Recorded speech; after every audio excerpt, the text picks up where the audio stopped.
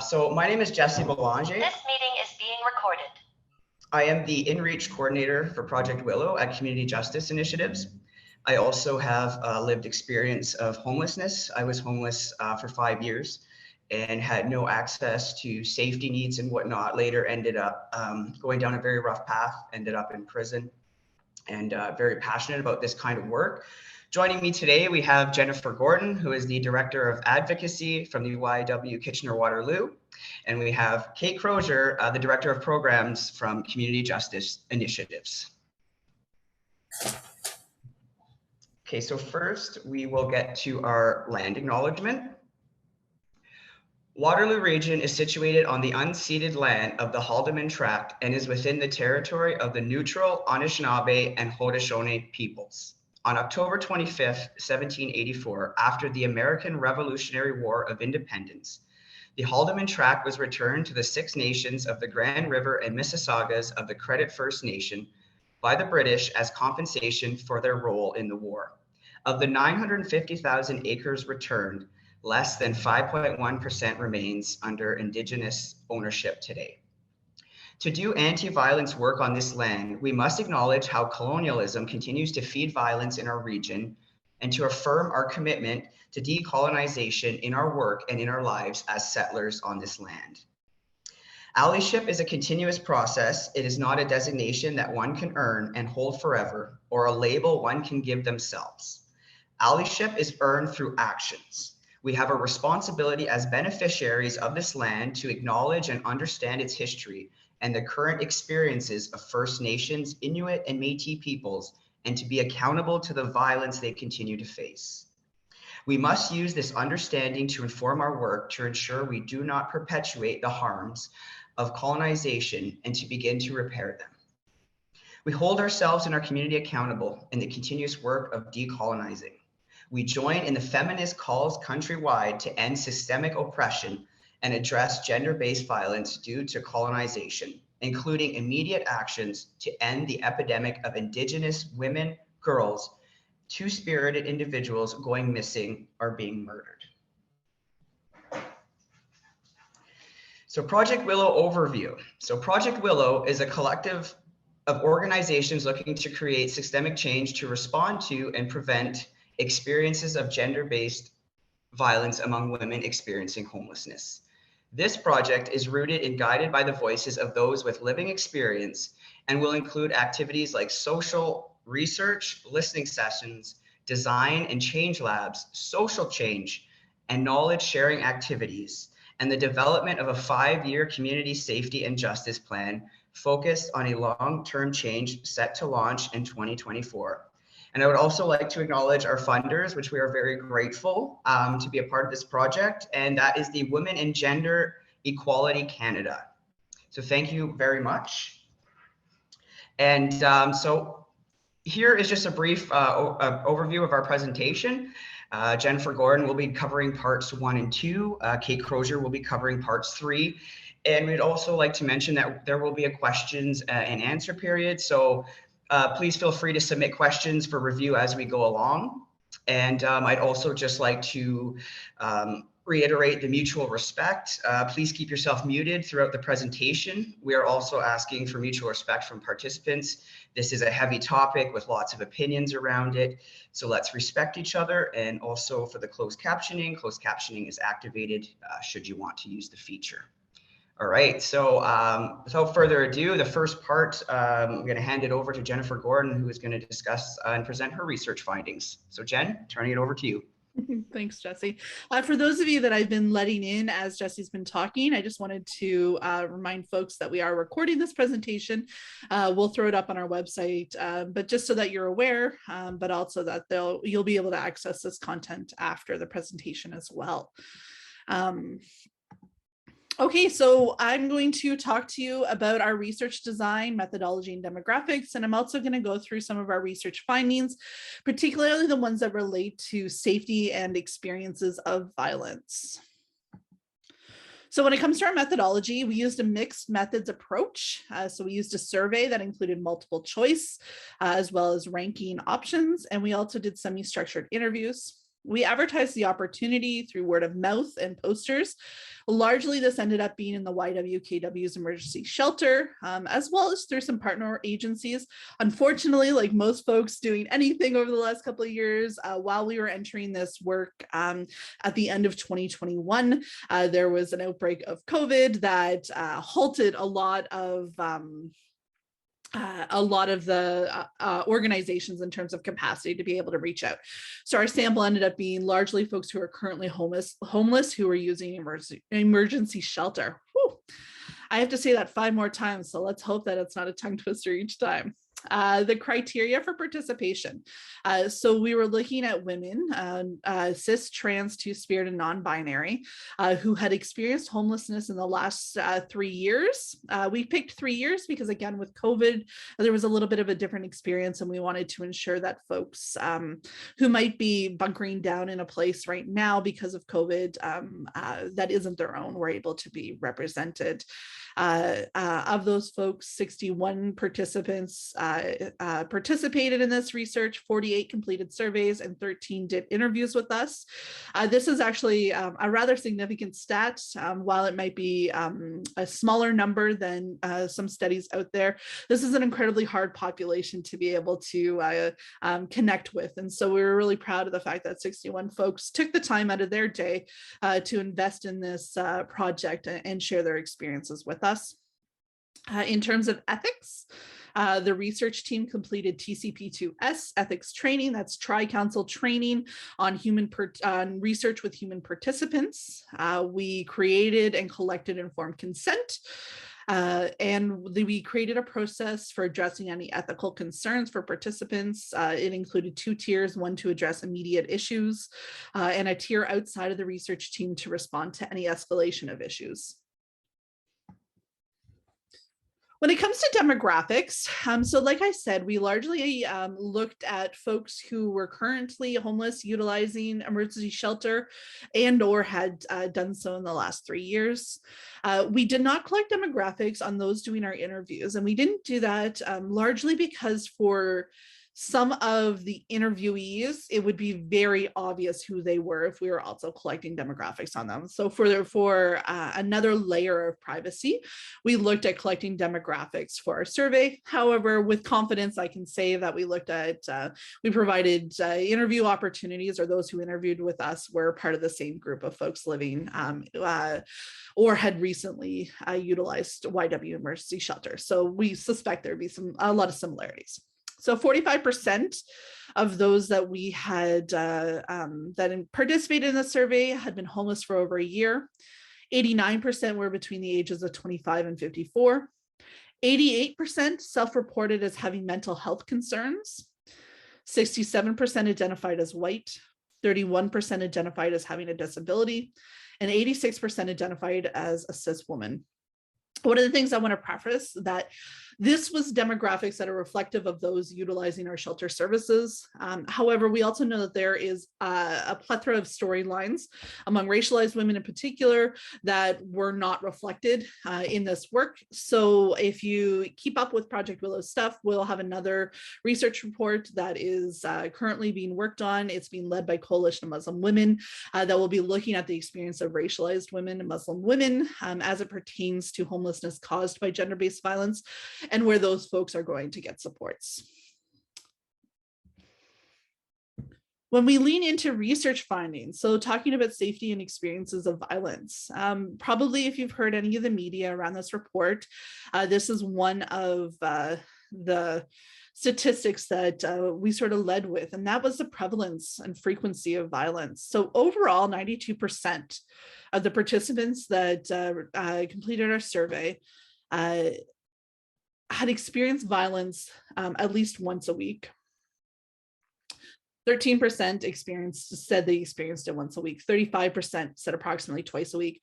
44% experienced violence daily. And so if you look at our scale here, we actually we made some assumptions that folks, there was also a not applicable option here, but we had made the assumption that some folks were probably experiencing violence daily, but we did not anticipate that it would be 44% in any way. And so when we talk about that 44% experiencing violence daily, we also need to take into consideration that that could be more than once daily as well, because the plateau of our scale here doesn't necessarily reflect multiple experiences in a day. So further to that, we wanted to kind of challenge the typical silos that we see in gender-based violence in terms of things like domestic violence or interpersonal violence, as well as sexual violence, and start to look at the different types of violence that inform some of those experiences. So we actually broke violence down into a variety of different categories and asked folks what kind of violence they're experiencing. And so with that, 96% talked about having experienced verbal violence. Sorry, before I go into all of these, keep in mind the last slide around frequency. So folks are responding to the type of violence they're experiencing related to either experiencing it daily, twice a week, or once a week. So this isn't a reflection of any violence they've experienced over a lifetime. It's within the context of those time periods.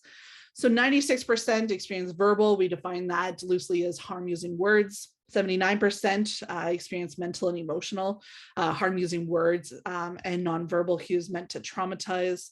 63% reported financial violence. This was interesting because when we started to flesh this out in some of the interview comments and comments in the survey, there was a thin line between an interpersonal experience of financial violence, someone controlling their money that they're having, but also systemic. And that really points to the discrepancies in cost of living versus things like OW and ODSP and how that starts to feel like violence itself as well.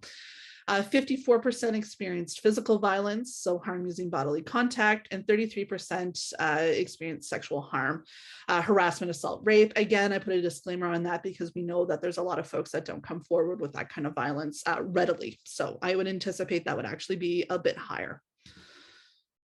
So then we also looked at, because our demographics reflected very much a certain person, we also looked at folks who belonged with certain social categories that would bring forth things like racism, transphobia, and homophobia. So we brought out those experiences to look at how prevalent things like this or this kind of violence is among those people. 60% said that they had experienced racism. Again, I anticipate that's a bit higher, just given other contexts in our community. 100% said they experienced transphobia. So trans folks responding to our survey, 100% experienced that. 60% experienced homophobia. And then out of everybody that completed the survey, 27% talked about experiencing harm inflicted on them because of their religion or spirituality. The next thing that we wanted to know is where violence was happening. So when the research team came together on this question, we anticipated there might be hotspots. We even talked about maybe mapping out hotspots to kind of really focus in efforts on. That was quickly dissolved when folks were presenting it as anywhere and everywhere. So every context had people saying that they've experienced violence there. In our interviews, there's two quotes here that really symbolize the experience. So there's no real safe place in the community. I think I'm so nervous everywhere because I've been humiliated so badly in the last 6 months. So our answer to this was it's happening everywhere. Indoors, outdoors, private, public, in social services, in our institutions and our structures, on the street, in an alley. It just, the examples were endless in terms of location. This quote here is one of the ones that hit me really hard because it just, it captures the experience, but it captures the helplessness of it as well. What's going to happen is going to happen. You have no control over it. I can't control if something bad's going to happen to me.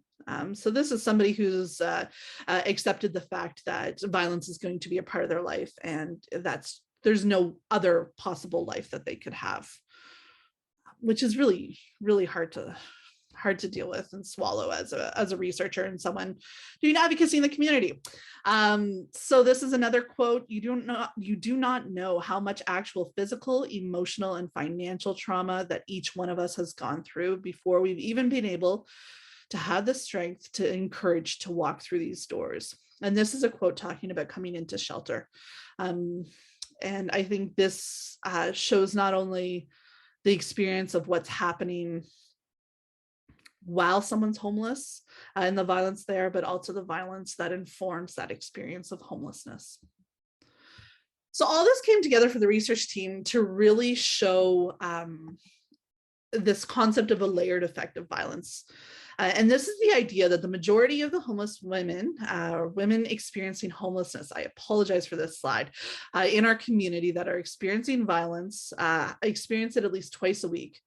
And that violence can come from a variety of perpetrators in a variety of different settings over a variety of different forms.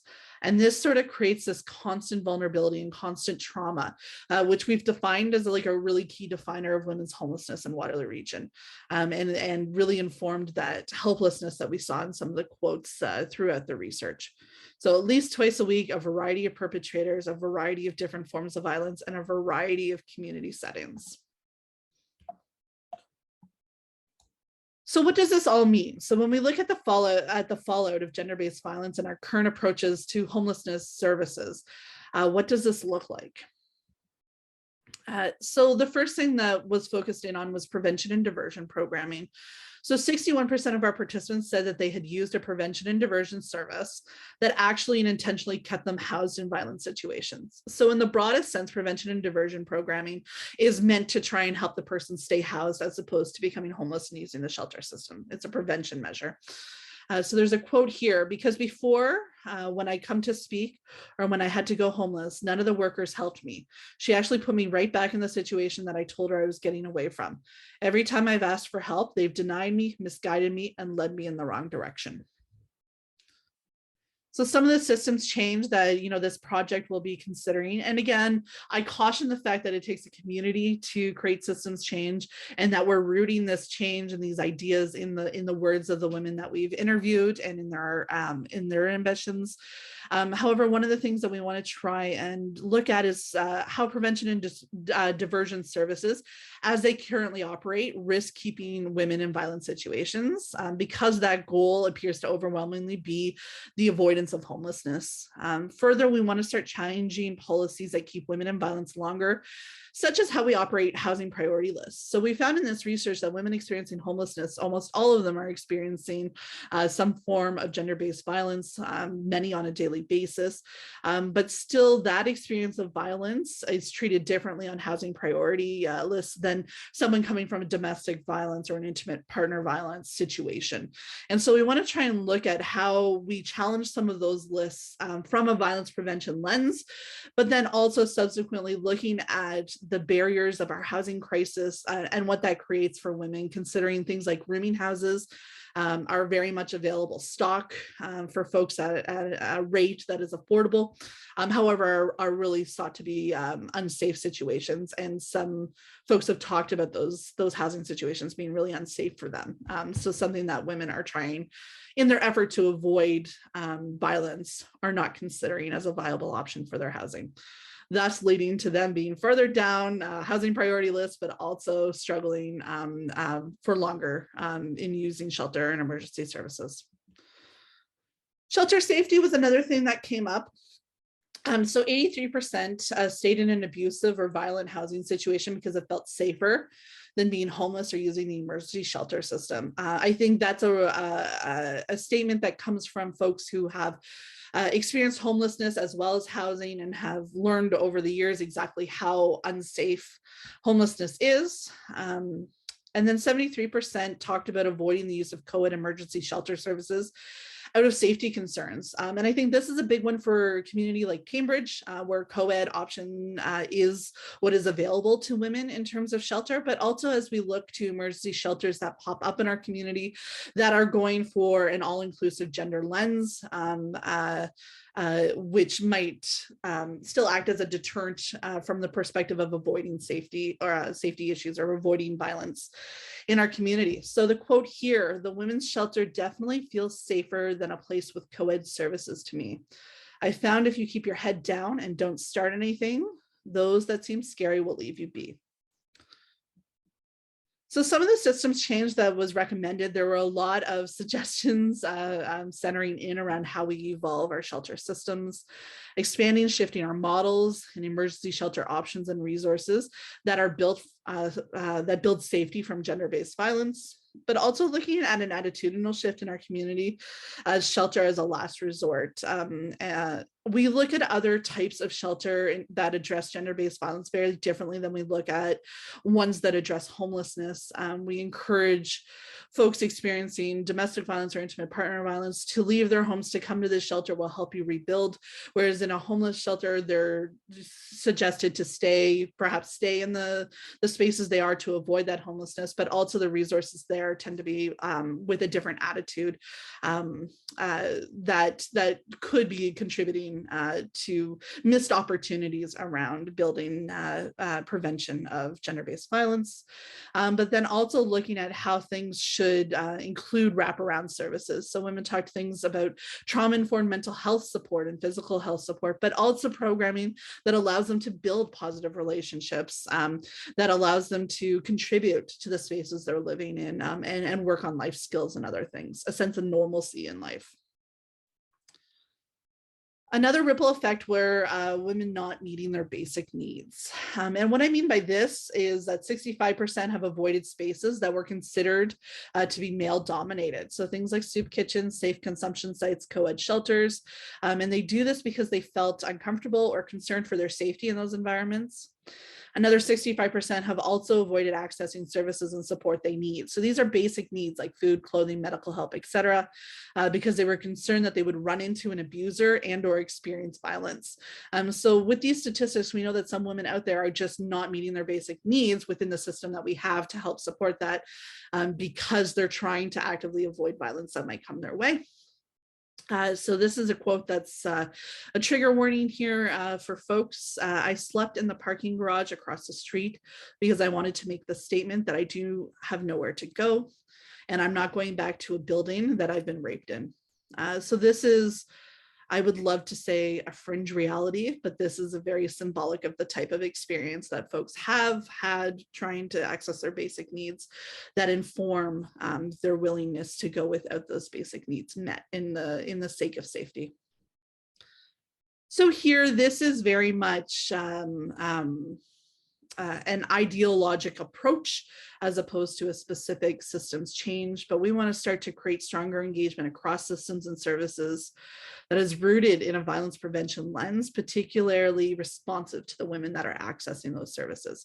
This is something that can come at an individual agency level or different pockets within the community, as well as a shared collective vision for how violence prevention can come into this work. Another sort of alarming statistic that came out that's gotten a lot of attention in our community is that 75% of the participants stated that they were using substances specifically to cope with their experiences of violence and the resulting trauma. So there's a few nuances with this. So violence was used as a substance was used as a coping mechanism from violence. It was also used to help mitigate violent situations that were happening. And it was also a precursor for violent situations actually happening. So there's a quote here that kind of talks to it. So this is one woman reflecting on an experience where she became violent. And so they have a puff of that stuff on one person. I mean, I myself died. Here, one puff of that stuff, and they go to sleep on and don't report the blackout.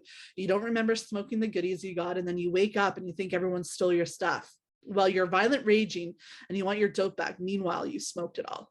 So that was really symbolic of the rippling effect, but also rolling effect that substance addiction can have in the context of violence and experiences of violence.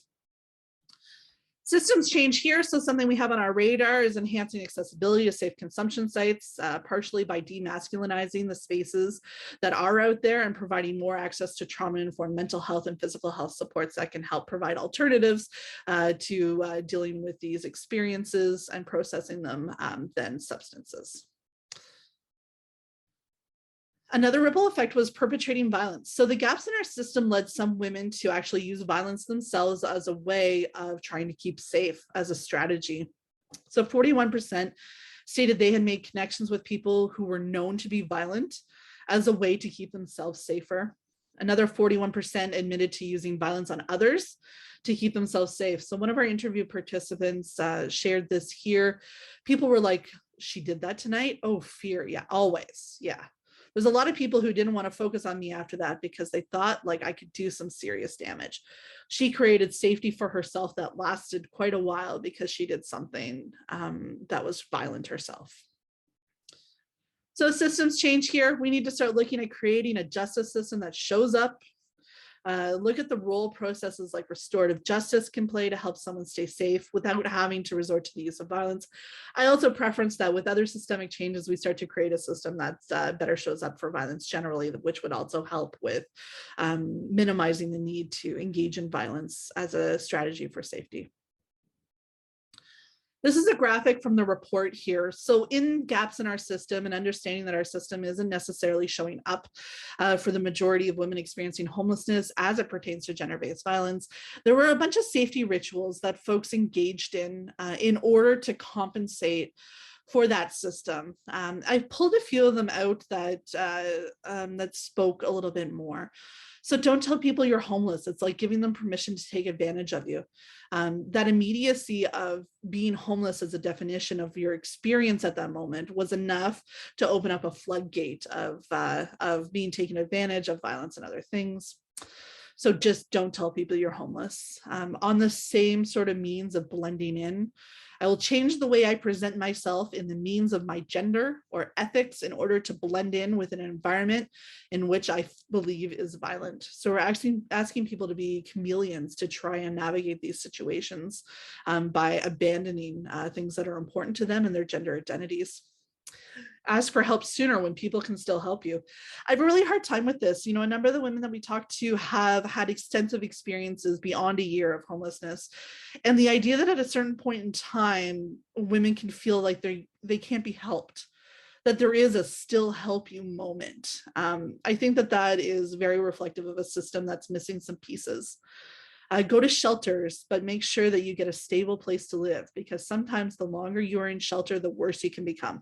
The fact that a shelter system is actually creating folks that feel that they're worse off than when they came into shelter is alarming as well. And I think also sort of speaks to the fact that folks are minimally engaging in this system and trying to mitigate the risks of the system and the gaps in a way that is still that attitude of like, get out, as opposed to getting the help that they need in the situations they're in.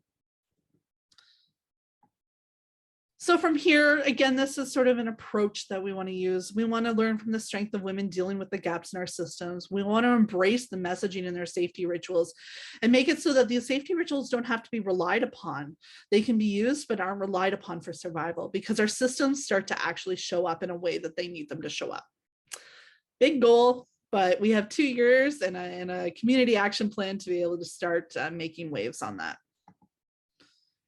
And then I just have this last quote here. I've done a lot of research over the years, both with folks being like in the domestic violence realm, sexual violence, human trafficking, forced marriage. And I think our approach to how we understand gender-based violence among women experiencing homelessness as sort of that identifying factor for them, I think we need an attitudinal shift. And so I really liked this quote.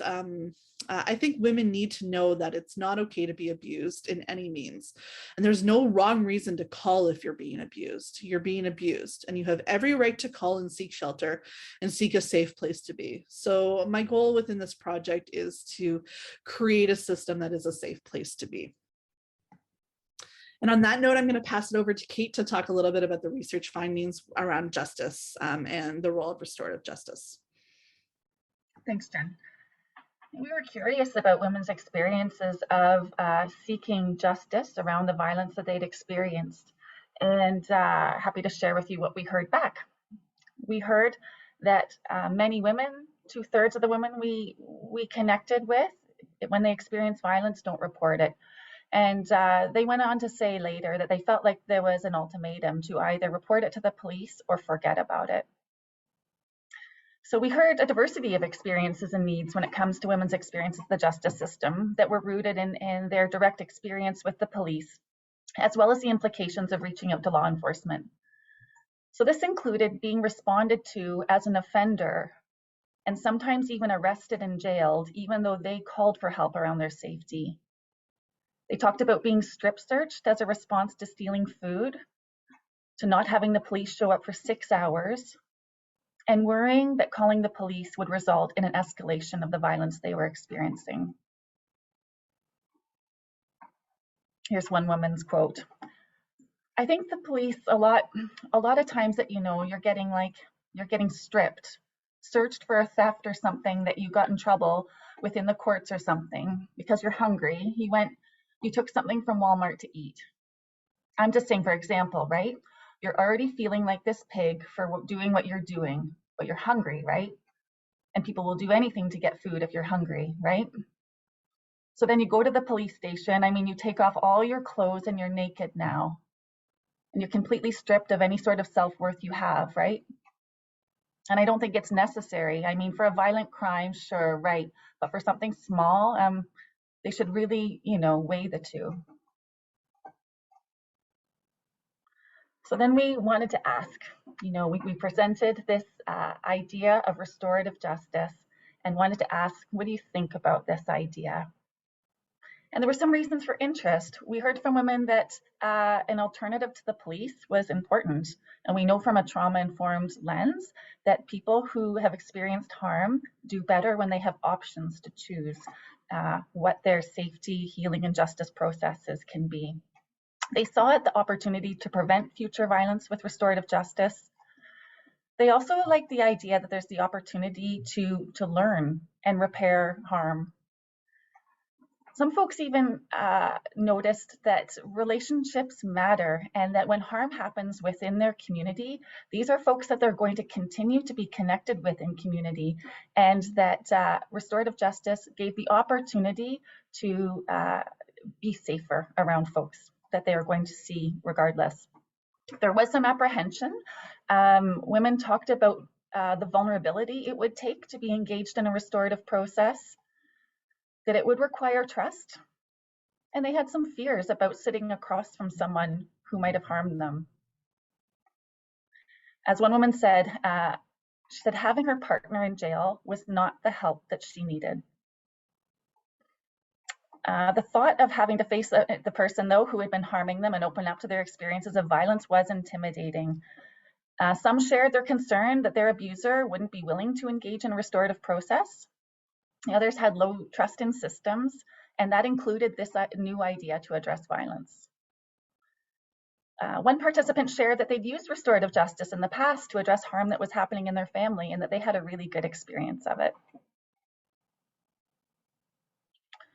So we want to continue to grow the possibility of where restorative justice could provide options for women experiencing homelessness. And we are going to do that by continuing to listen to where they see opportunity and where they caution us. So next week, Jessie Belanger and I will be hosting a listening session where we'll have several folks with a lived experience of homelessness and gender-based violence, some restorative justice practitioners come together to both build relationships and really hear one another. So a listening session is an opportunity where parties have the opportunity to work collaboratively on issues. So there'll be a short presentation on the problem presented, and then the remainder of that time is turned over for the participants to share in circle. They'll share the wisdom, hope, and concerns that they carry. So we're looking forward to engaging with people in the future for future listening sessions for people involved in violence against women, emergency housing, transformative justice practitioners, and folks who have been causing harm too, because they have obligations to be involved in this process and responsibilities to help make a safer community. And so we're looking forward to that. Also coming this fall, we'll be having some design and change labs. And these are opportunities for people with diverse perspectives to come together and tackle community issues that may be complex and require systems change, or might be in need of creative solutions or innovations. These labs provide a safe place for diverse perspectives to come together and create pathways towards solution and change. The labs for this project will be rooted in the voices of those with lived experience and the suggestions for change they've put forward through our research. These labs will be our way of coming together as a community to create high impact change in the immediate future, as well as creating pathways that will help inform our 5-year community safety and justice plan for ongoing work. And those will begin in the fall of this year. As Jen talked about in the beginning, we have a second phase of our research, and that's going to explore the experiences of racialized and Muslim women in domestic violence situations, specifically around housing and temporary homelessness. It will look at experiences of barriers to shelter use, as well as the use and experience of alternative arrangements for housing and informal support networks. This research is being led by the Coalition of Muslim Services in Kitchener-Waterloo, and that research is set to be completed this fall. Finally, we'll be engaging the network of neighbors, running workshops to focus on how you can support and create safer public spaces and streets for women experiencing homelessness. So this workshop is rooted in Project Willow research and will be designed to engage the general public who may want to help build safer spaces right in the community. And those dates and further information are still in planning. We've had a couple of people ask about contact information. So Kate Crozier, Director of Programs, Community Justice Initiatives, and myself, here are our contact information. Please feel free to get in touch with us. Again, Feminist Shift /Project-Willow. You'll be able to see our contact information on there as well. Jesse, it's all you.